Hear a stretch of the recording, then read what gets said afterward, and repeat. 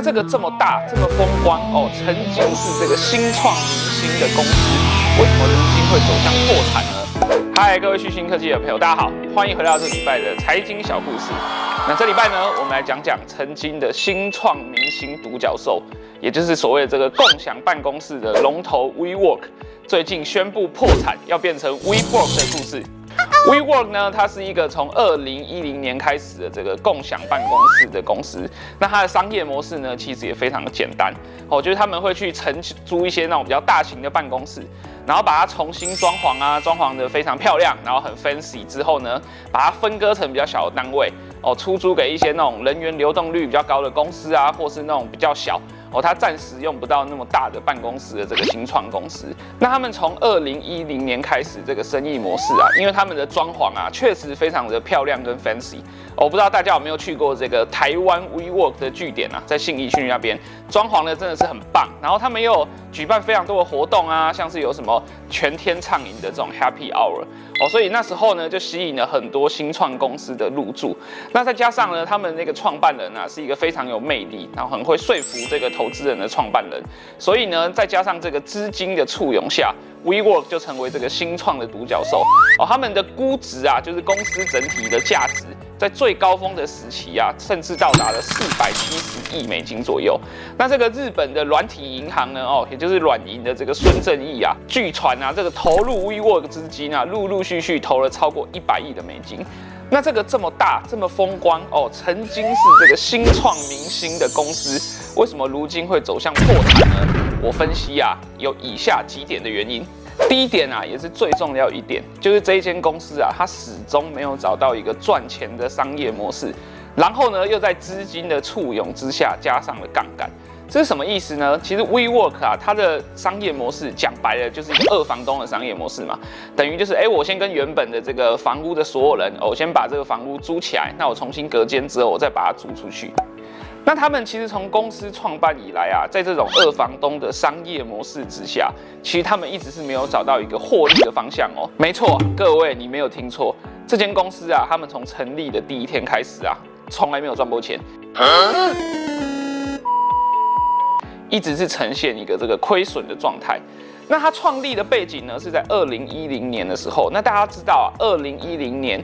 到这个2022年啊，是资金非常宽松的时候，也就是利率非常低的时候。这个市场啊，充斥着非常多泛滥的资金，去投资一些所谓的这个科技新创。那 WeWork 呢，虽然他们本身并没有赚钱，但他们对应到了这个资金超级宽松的这个背景啊，所以呢，他们的估值啊也就被推得水涨船高了。那在这个背景之下呢，你用一个原本就已经是亏钱的公司然后资金的进入等于是放大杠杆，那你越放大，你钱不就是亏得越多吗？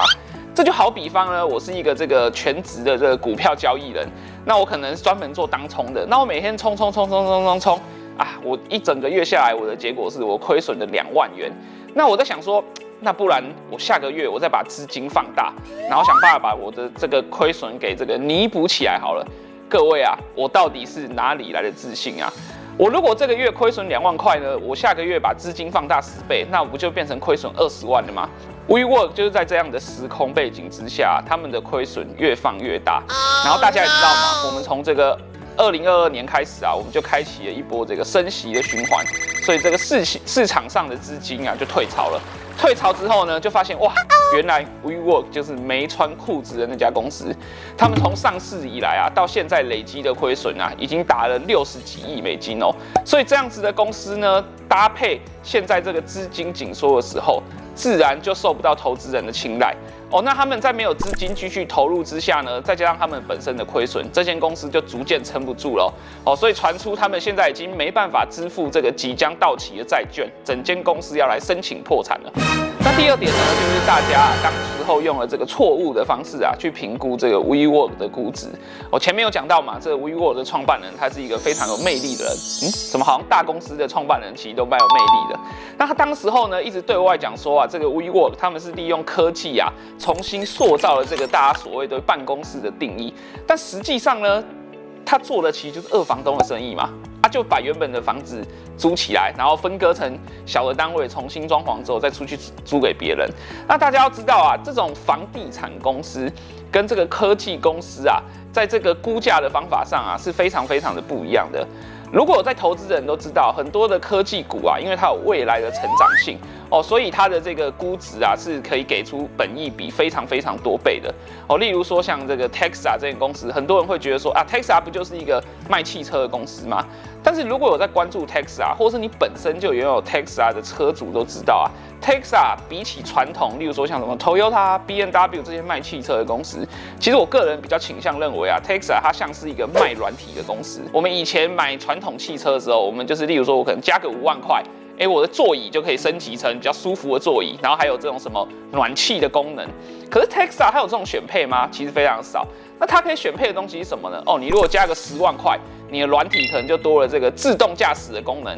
然后停车的时候它还可以自己帮你停车，你还可以用手机遥控你的车子。所以为什么 Tesla 的估值之所以会这么高？为什么很多传统的这个华尔街分析师啊，他们当时候去放空 Tesla， 最后却赔得一屁股？那就是因为呢，他们当时候是用一个汽车制造商的估值，去预估这个 Tesla 这间公司。但 Tesla 它骨子里其实是一个软体公司，它是一个这个新创公司所以后来它的股价就一直不断的往上涨。那 WeWork 这间公司啊，刚好相反它其实是一个披着这个怎么讲？科技股的皮，但实际上呢，它其实就是一个房地产的这个租赁公司。所以后来当大家发现这件事情之后，再加上2022年整个大环境开始升息，资金开始紧缩，那 WeWork 的估值它其实就被打回原形啊。我刚看了一下，它的股价从最高的这个520块美金啊，跌到现在剩下2块钱美金。哇，这中间的差距啊，我都已经算不出来到底是跌了几个 percent 了。那从这个 WeWork 这个倒闭的事件呢，我们又能够学到什么启示呢？我个人学到的最大的启示啊，是投资其实真的非常非常的难啊。为什么呢？因为啊，连被大家称为这个创投之神的软银孙正义啊，都在这个 WeWork 这件事情上踩了大雷。孙正义可是曾经投资过 Uber 啊、阿里巴巴这种全世界最厉害的几间公司的这个创投啊，所以啊，我觉得投资大家还是要多做功课然后要非常小心，然后步步为营。那尤其呢，是我们在投资这些这个高成长的，或者是现在还没有赚钱的这种，我们会觉得它有潜力公司的时候，我们务必要弄清楚它背后的商业模式是什么，